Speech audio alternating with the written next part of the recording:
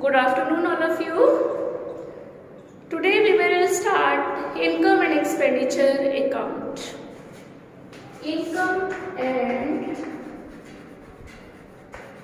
expenditure account. It is a part of financial statement of not-for-profit organization. How it is prepared? It is prepared very much similar to profit and loss account. It is nominal in nature.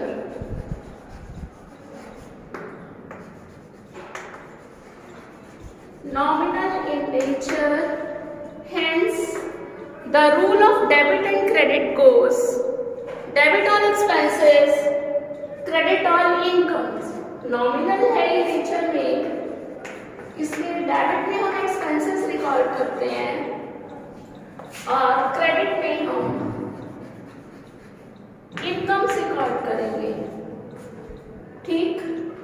Income and expenditure account is prepared from receipt and payment account. ठीक. Receipt and payment account से बनता है बच्चों.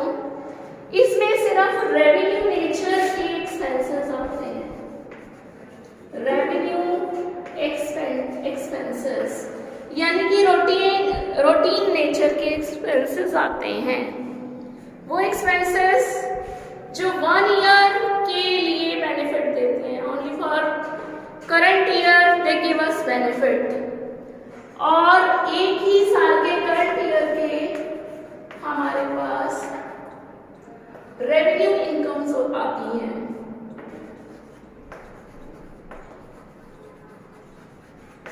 Current year की revenue incomes आती हैं और current year के रेवेन्यू एक्सपेंसेस आते हैं.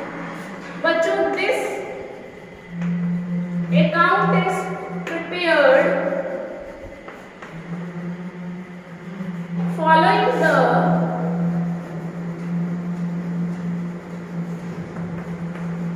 accrual concept. यहाँ accrual concept follow होता है. You know very well there are two bases of accounting. One is cash basis and other is accrual basis. Cash basis is followed while preparing receipt and payment account. जबकि accrual basis follow होता है income and expenditure account को बनाते वक्त. accrual concept होता क्या है? ये कहता है कि करंट ईयर से रिलेटेड टोटल एक्सपेंसेस आने हैं, वेदर पेड और अनपेड. पेड और अनपेड दोनों का सम टोटल यहाँ पर आएगा. If the expenses belong to the current year they will be included in the expenditure side. बच्चों, जो हम रेसिप्ट एंड पेमेंट अकाउंट से रेवेन्यू एक्सपेंडिचर्स पिकअप करेंगे, वहां पर क्या है कि उसके अंदर मिक्सचर है प्रीवियस ईयर का, करंट ईयर का. तो हमें उसमें से प्रीवियस ईयर का माइनस करके, नेक्स्ट ईयर का माइनस करके सिर्फ करंट ईयर के एक्सपेंसेस लेने हैं जो पे हो चुके प्लस विच आर आउटस्टैंडिंग. ठीक है. अगर कुछ एडवांस पेड होता है तो उसे माइनस कर देते हैं. Similar is the case of with revenue incomes. यहां पर रिसीव्ड और एक्रूड मतलब which are due to be received, जो ड्यू है रिसीव करने के लिए. टोटल रेवेन्यू इनकम्स हम यहाँ लेंगे. रेवेन्यू इनकम्स की सॉर्टिंग हम रेसिप्ट्स एंड पेमेंट अकाउंट से करते हैं. रेसिप्ट एंड पेमेंट अकाउंट में फिर से again there is a mixture of previous year receipts and the next year receipts. लेकिन हम करंट ईयर की रेसिप्ट्स को वहां से सॉर्ट आउट कर लेंगे. अब बच्चों, इस साल की जो टोटल रिसीव हमने कैश कर लिया प्लस कितना एक्रूड है वो सम टोटल करके हम आउटर कॉलम में लिख देते हैं। बच्चों अगर आपकी इनकम्स एक्सीड करती हैं एक्सपेंसेस से, तो जो डिफरेंस आता है वो आता है सरप्लस का। दिस इज द डिफरेंस, ठीक है। और अगर आपके expenses are exceeding the incomes, तो जो डिफरेंस आएगा that will be known as deficit. Now we will do the format of income and expenditure account. Yes students, now I am going to discuss with you the format of income and expenditure account. बच्चों यहाँ सारे revenue expenditures receipt and payment account से छांट करके यहाँ लाने हैं। जैसे सैलरीज, करंट ईयर का कुछ आउटस्टैंडिंग है तो ऐड करना है, बिगिनिंग का आउटस्टैंडिंग है तो माइनस करना है क्योंकि वो प्रीवियस ईयर का है। रेंट, इंश्योरेंस प्रीमियम, इसमें कुछ एडवांस पे कर रखा है वो माइनस हो जाएगा। ऑडिट फीस, फिर ये है printing and stationery, honorarium, telephone expenses, repairs, depreciation. बच्चों यहाँ पर एक आइटम इंपॉर्टेंट है, loss on sale of fixed assets. Loss on sale of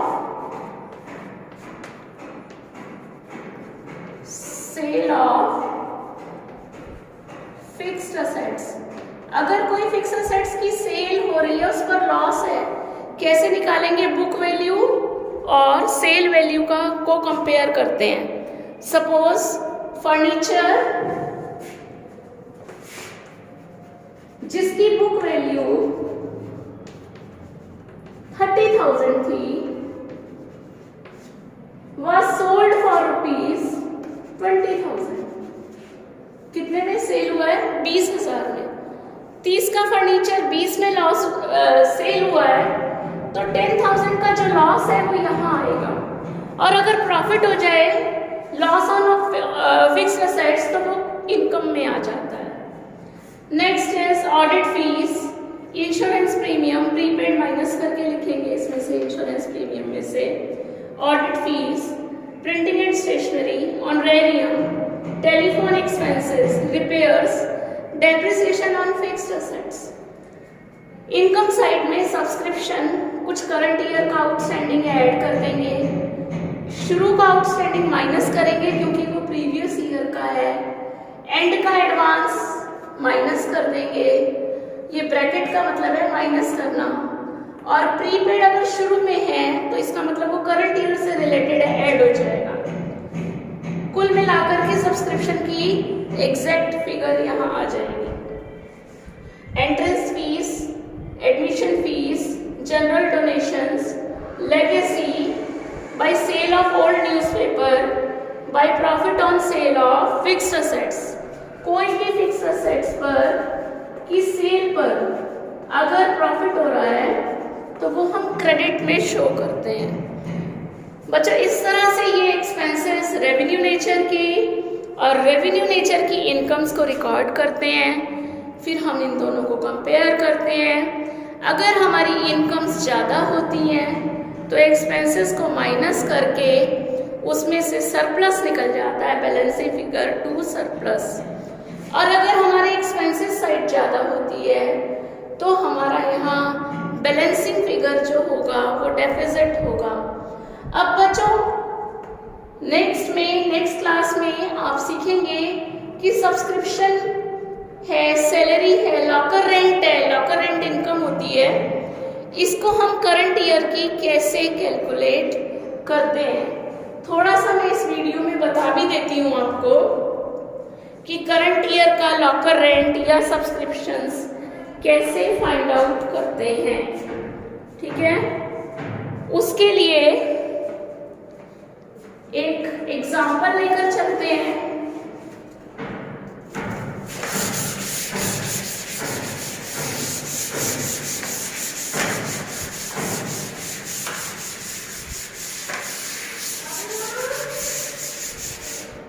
suppose आपका receipt and payment account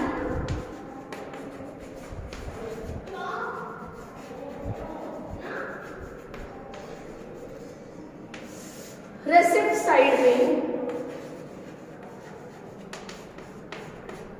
show करता है टू सब्सक्रिप्शन 8 लाख। नीचे एडिशनल इंफॉर्मेशन होगी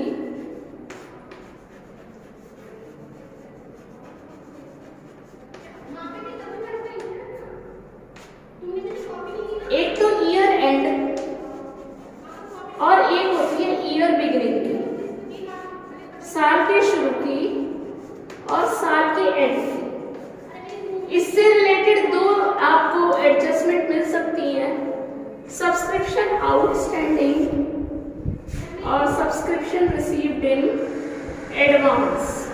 आउटस्टैंडिंग को एरियर्स भी कहते हैं।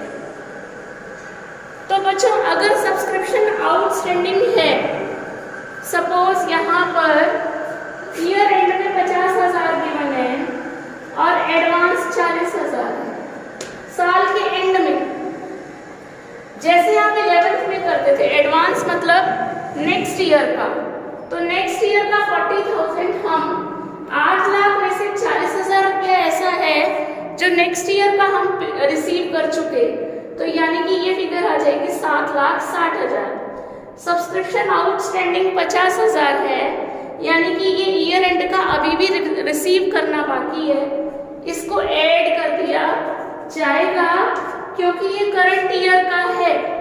अब subscription outstanding in the beginning, suppose यहाँ पर 20,000 है और यहाँ पर 30,000 है, तो सब्सक्रिप्शन आउटस्टैंडिंग अगर बिगिनिंग में है इसका मतलब ये प्रीवियस ईयर का है। बच्चों अगर हम एंड का आउटस्टैंडिंग ऐड कर रहे हैं, ये प्रीवियस ईयर का होने की वजह से हम इसको माइनस करते हैं और सब्सक्रिप्शन एडवांस शुरू में जो दिया है वो करंट ईयर का दिया है, तो इसे ऐड करेंगे तो हमारा निकल के आ जाएगा subscription to be transferred to income and expenditure account. Now we will learn how to find out the subscription of current year to be transferred to income and expenditure account.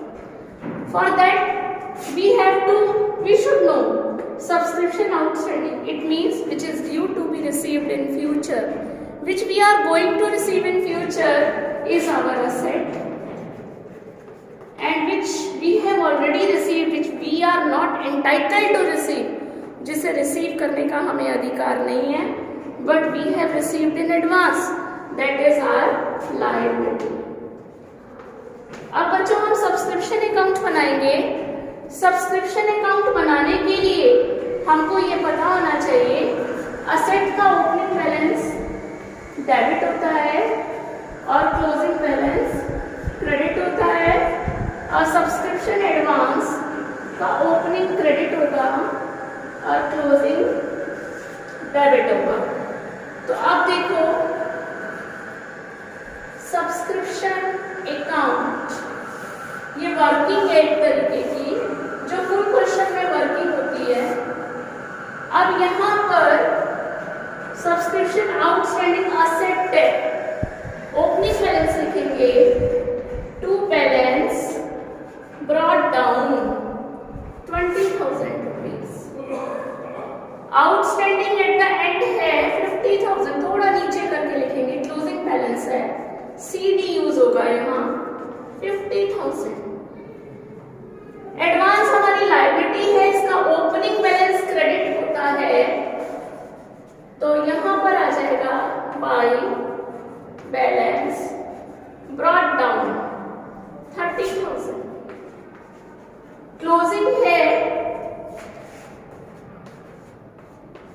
To balance CD 40,000। फिर से एक बार listen it once more.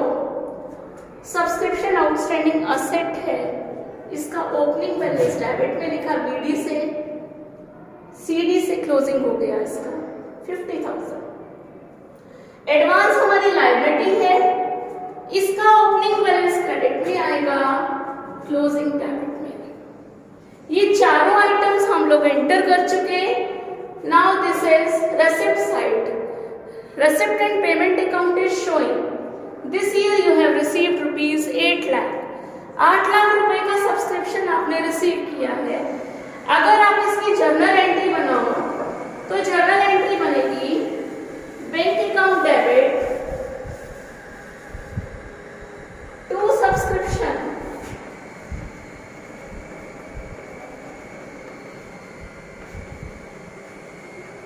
Bank account debit to subscription 8 lakh.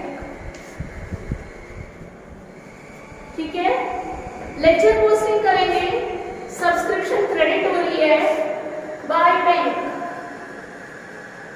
8 lakh. यहां figure निकल के आएगी to income and expenditure account. This is the figure which will be transferred to income and expenditure account. The sum total is sum total of credit side is 8,80,000 में से 60,000 less करेंगे 8,20,000। तो this is the figure जो income and expenditure account में transfer होगी और इसको हम इनकम एंड एक्सपेंडिचर अकाउंट में शो करेंगे। इनकम साइड में रुपीज बाय सब्सक्रिप्शन 8,20,000। बच्चों ये जो आपकी आउटस्टैंडिंग सब्सक्रिप्शन है ये असेट है, ओपनिंग है तो ओपनिंग बैलेंस शीट में जाएगा असेट्स में।